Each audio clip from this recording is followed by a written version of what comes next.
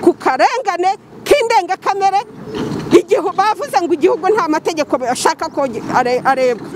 Visi meya yavuze ngo aya mategeko ntacyo avuze, ngo amategeko ntabwo bashaka kuyubahiriza. Visi meya yanyibwiriye Visi meya yanyibwiriye ati ngibyo bintu by'urukiko ngo ntacyo bimbwiye ngo ntacyo bivuze ngenze mu gikorwa cyane kandi nawe ugihagarika.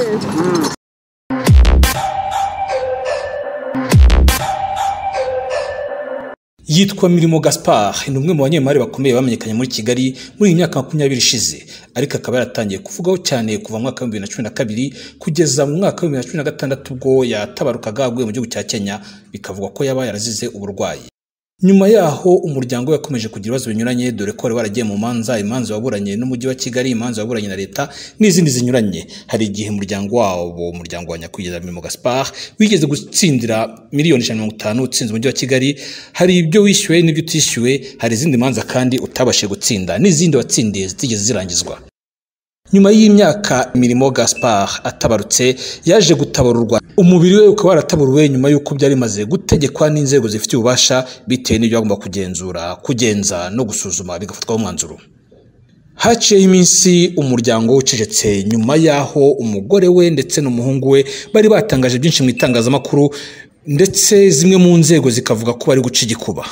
Turasanya kwa Perezida Repubulika ko we ubasha kubahiriza amategeko na minisitiri uhagarariye amategeko ko ahagarika iki gikorwa byihuse mu maguru mashya, kandi tukubakirwa ibyo badusenye. Badufunze kugira ngo bakore umugambi mubisha. Babanza baratubesha ngo baje ngo kureba uburyo badufasha ngo bihagarare, ariko tukababwira iki umwanya mushaka uburyo bihagarara, uburyo mureba ko ari ukuri ibyo tubabwira. Mwe mubwiye Caterpillar biretse irakomeza nimusanga tubabesha, baranga ahubwo baravuga ati bakora ikintu cyo gufata umwanya uti mubanze mugenda aha muvuga ibi mukora iki kugira igikorwa cyabo kibanza kirangira. Na butarera buriho kuko ibi bintu nagomba munwa wa muntu babushushe gukorwa icyo kintu akaza akagikora hagariwe na polisi. Iyi sitasiyo ifite ibyemezo by'inkiko kwidasemba, uyisenya afunga pariroma, afunga sena, afunga inkiko kuko ibyemezo by'inkiko ntabwo birimo byubahiriza. Aka ni akarengane k'indengakamere, aka ni akarengane k'indengakamere. Niba igihugu cyarubatse ubucamanza, cyarashyizeho inzego z'ubucamanza, ibyemezo by'inkiko niba bitarimo byubahiriza, byanagira ngo ibi bintu mubyandike mu ndebe. Barashakira umutekano wo gusenya iwabo. Ibyemezo by'inkiko ntibyubahiriza. Nyuma yo kubwirwa kuba igikuba bagaceceka bakaruca bakarumira, itangazamakuru bakagendera kure. Ibyaho byongeye kujya mu itangazamakuru uyu munsi, nubwo nabwo bacecetse bakanga kugira icyo baritangariza, ariko ngo ntawe twika inzoga y'umwotsi. Abapolisi bazindukiye ku rugo rwe barahagota. Hari fuso ebyiri zipakira ibintu byose kugeza ku nsinga za antene, kugeza ku makanya, indobo n'amajekani mu rugo, bapakira intebe, ibityamirwa, nta na kimwe cyasigaye. Abapolisi barinze umuhanda ni imbere neza y'umuryango wa Rwigara na Paul aho batuye. Uwo muhanda ukaba rufunze kuva aho watangiye kugeza epfo, ukaba umuhanda wafunzwe umunsi wose kuva amasaha y'Isambi n'Icisatatu za mitondo kugeza ubwo twahavuye mu kanya isamoya z'ijoro. Abapolisi batubwira ngo ntiduteze gutambuka, ngo ne tukageza saa 5 z'amanywa, ntago turiwe twabonye uburyo bwo kugira icyo dukorera aho ngaho. Nta kiri cyagenzaga itangazamakuru uretse kubaza icyabaye. Ese umuryango watsinzwe mu manza, inzikaba iri gutangwa hakurikije amategeko. Ese ibyo byasaga n'isahurwa, akantu kose gaterurwa ariko bihagarariwe n'inzego, byaba ari igikorwa cyitwa ikihe? Amakuru twanje kubona kare no ku muryango wasarurwaga, ariko nyuma twaje kumenya ko atari gusarurwa ahubwo ari ukwimurwa ikubagahu. Kwimurwa ikubagahu k'uyu muryango bivuze iki?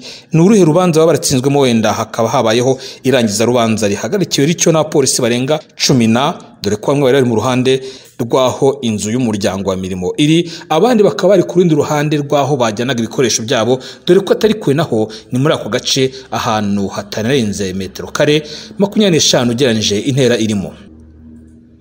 abanyamakuru bahageze ntibaremerewe gufata amafoto, nta modokari yahegeraga, nta moto yahegeraga, nta muntu wahegeraga. Ubwo itangazamakuru ryamanuka gato ngo rigira icyo ribaza nibwo ryabwiwe ko nta karibu rifite kandi ko ritatumiwe. Nibyo guhanga amaso, ariko amakuru tugeze nonaha nuko nubwo dusize mu masaa moya y'ijoro bagipakira akantu kandi nk'uko amashow twafashe mu ibanga bigaragaza, mubona hepfo aho foto ziri gupakira, aho mubona kandi nanone abapolisi bagenda bacicikanamo, hari n'abandi bantu bambaye imyenda ya gisivili ariko bari mu kandi kazi bigaragara ko bumvikanyeho cyangwa bafatanije n'abo basirikare. Hakaba hahagaze n'imodokari mubona imbere, harimo umugabo w'umuhinde, harimo n'undi munyarwanda, bivuga ko bashobora kuba ari bamwe mu baje gufata iyo nzu. Ibyo byo ntabwo twabihagazeho, n'amakuru azamenyekana nyuma yaho. Twe dusoreje ariko mbere yuko dutandukana tubasubirizaho amashusho yaho Madame Mirimo Gaspard n'umuhungu we bavugaga ko karengane bakorerwaga ko gusenyerwa n'umujyi wa Kigali, bagasenyerwa inzego zirebera ndetse n'izibihagarikiye mu gihe bari baratsinze mu manza sitasiyo yabo itaragomba gusenywa, ndetse n'ibikorwa by'ubucuruzi bikaba byaragiye bisenywa uruhorongo, kugeza ubu bakaba basigaye hafi ya naho nikora. Nitwa Gahongaye Winifride, ndi umudamu wa nyakwigendera Mirimo Gaspard. Turimo turakorerwa igikorwa cyica amategeko nkana. 2005 twagize urubanza rubitegeko, rugutangirira kuri Supreme, rutangirira ku Haute Cour, rurangira kuri Supreme. Urukiko ruca urubanza kwizizi zidasenywa. Twaregaga umujyi wa Kigali ni waruje gusenya. Impamvu wasenyaga zari impamvu ebyiri, yari impamvu y'igishanga n'impamvu y'umugezi wa Mpazi. Urukiko ruca urubanza muri dispositif yarwo ruti izi nzu ntizisenywa, rutegetse umujyi wa Kigali kubakira umugezi wa Mpazi. Ibyo mvuga biri muri dispositif y'urubanza. Rubaciye miliyoni 127 n'indishyi z'akababaro za miliyoni 40. Ibyo birakorwa. Amafaranga barangiza urubanza uruhande rumwe, amafaranga barayatanga ariko ntibubahiriza kudasenya. Dore icyo gikorwa baje kugikora ubu. Umujyi wa Kigali ejo bundi batwandikiye bavuga gusenya. Dukora procedure ibanza yo gutakamba. Ntushaka kujya gukuraho icyemezo cy'umuyobozi w'umujyi utabanje gutakamba. Turatakamba. Atabikoze perezida wa Njyanama ataturenganuye tugana urukiko. Urukiko rwaciye urubanza ruvuga ngo rukuyeho icyemezo cy'umuyobozi w'umujyi cyo gusenya aha hantu, cyo gusenya izi nyubako zacu. Rutegetse ko icyemezo cya Cour Supreme n'icya Haute Cour biguma bikubahirizwa n'uwo bireba byose bose. Itegeko nshinga ingingo ya 144 iravuga ngo ibyemezo bya Cour Supreme bireba byubahirizwa n'urwego rwa leta, urwego rwa gisirikare, urwego rwa polisi, urwego rwa gisivile n'umuntu ku giti cye. None twazanye kopi d'ijama ivuga ko batadusenyera. Tuzana n'icyemezo cyaje gikuraho icyemezo cy'umuyobozi w'umujyi. Banze kubyubahiriza amategeko bayubahirije nkana, barimo baradusenyera ku karengane k'indenga kamere. Igihe bavuze ngo igihugu nta mategeko bashaka ko arebwa. Meya yavuze ngo amategeko ntacyo avuze. Ngo amategeko ntabwo bashaka kuyubahiriza. Ninde wavuze ayo magambo? Vice Meya Ernest yanyibwiriye urukiko. Vice Meya Ernest yanyibwiriye ati ngibyo bintu by'urukiko ntacyo bimbwiye, ngo ntacyo bivuze, ngenze mu gikorwa cyane kandi nawe ugihagarika. Tubonyemo kurenganywa, hirengagijwe amategeko, hishwe amategeko, kurenganywa tugasenyerwa. Nkana dufite itegeko, urubanza rwabaye itegeko ruvuga ko izi nzu zidasenywa. Icyaburanwaga cyari ukudasenya, icyaburanwaga cyari ukuvuga ngo bubakire umugezi wa Mpazi. None barangije urubanza uruhande rumwe bishyura indishyi baciwe, none bakandagiye amategeko barajemo baradusenya. Nibyo ngibyo. Kuri mwakurikiyeho iki ko numva aho mwagatakambiye aribo bari kuvuga reka ntago twakurikiyeho. tukubakira inzego zose hasigaye namwe nk'abanyamakuru mubishyire ku mateleviziyo mwerekana aka karengane, ahasigaye harakurikizwa icyo amategeko ateganya. uragira uti harakurikizwa amategeko icyo ateganya, n'ubusanzwe muvuga ko mufite impapuro. turasaba ko nyakubahwa perezida wa repubulika, kuko inzego zose uri bubone ibi bintu zataturenganuye, uwe n'ubundi wageze aha hantu kugira Mutsindashyaka, umuyobozi w'umujyi witwa Mutsindashyaka ashaka kuhasenya, ari wategetse ngo ntihasenge. turasanya kwa perezida wa repubulika ko uwe ubasha kubahiriza amategeko na minisitiri uhagarariye amategeko ko ahagarika iki gikorwa byihuse mu maguru mashya, kandi tukubakirwa ibyo badusenyeye. hari kuri telefone mwatubwiye ko ngo baje gusenya babanje kubafunga, bimeze bite? babanjije baradufata badushyira muri brigade ya polisi iri muri gare, baradufunga ajyanye n'umwana wanjye kugira ngo babashe babishyire mu bikorwa. dufunguye ubu nonaha mugeze aha isaha ya badufunze saa ubu dufunguwe badufunguye onserika nka 30. dufunguwe saa 5:30, badufunze saa 3. yego badufunze kugira ngo bakore uyu mugambi mubisha. babanza baratubesha ngo baje ngo kureba uburyo badufasha ngo bihagarare, ariko tukababwira iki, umwanya mushaka uburyo bihagarara, uburyo mureba ko ari ukuri ibyo tubabwira. mwe mubwiye Caterpillar biretse irakomeza, nimusanga tubabesha baranga, ahubwo baravuga ati bakora ikintu cyo gufata umwanya uti mubanze mugenda aha muvuga ibi mukora iki kugira igikorwa cyabo kibanza kirangira. nta butarera buriho kuko ibi bintu nagomba munwa wa muntu babujije gukorwa icyo kintu akaza akagikora ahagariwe na polisi. biba ari umusivile babibujije yagari kuba hano, polisi niyo ya mbere yamutambikana, ariko twebwe polisi ubwira dufashe iradufunze ihagarare wa wundi babujije.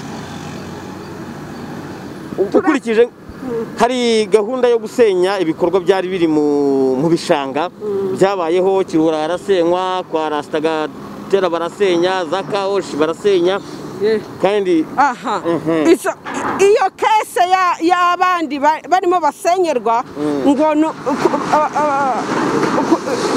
ni ikese yacu irihariye, kuko dufite urubanza rwabaye itegeko muri 2005.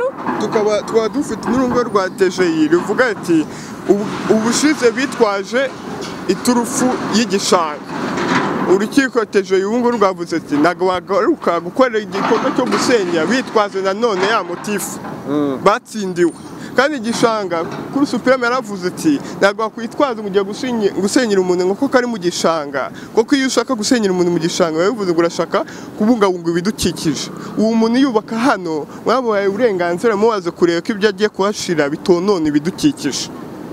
urumva nuko ibindi bikorwa nabyo byasenywe byafatwaga nk'ibiri mu gishanga, harimo hano kwa Rasta Inamba hari Kaoshi. yego nyine nicyo twabasabye, twababwiye tumukurikize procedure, kandi ministre twebwe impamvu twebwe gahunda yo gusenyera abandi bidasa nacu nuko twa dufite urubanza, kandi twaburanaga igishanga tukaburana kubakira umugezi w'amazi. iyo mpamvu yasenyeye abandi twe ntabwo itureba, kuko batwandikira baratubwiye ngo baradusenyera kubera ibyo bintu bibiri twaburanye. niyo mpamvu ibyo bintu bibiri twaburanye twaburanye igishanga, urubanza urukiko ruravuga ngo ntibisenywa kuko urubanza rwabaye itegeko ruvuga ko bidasenywa kubera igishanga, kuko bahaduhereye ibyangombwa turahagura, badutegeka kubaka kabine ya electrogaze turayubaka kugira ngo tubashe twubake. rero impamvu yasenyeye abandi twe ntabwo itureba, impamvu yasenyeye abandi twe ntabwo itureba, kubera ko dufite urubanza rwabaye itegeko rwaburanyanaga iyo mpamvu yasenyeye abandi. impamvu yasenyeye abandi nuko Minisitiri w'Ibiza yaraje ndabimusobanurira, arababwira ati sibyo, mbere yuko muzaza gusenya sibyo, uzasaba ko leta nayo yongera kurega kuri Supreme ikabihabwa uburenganzira bwo gusenya, koko urubanza rumwe ruvanaho n'urundi.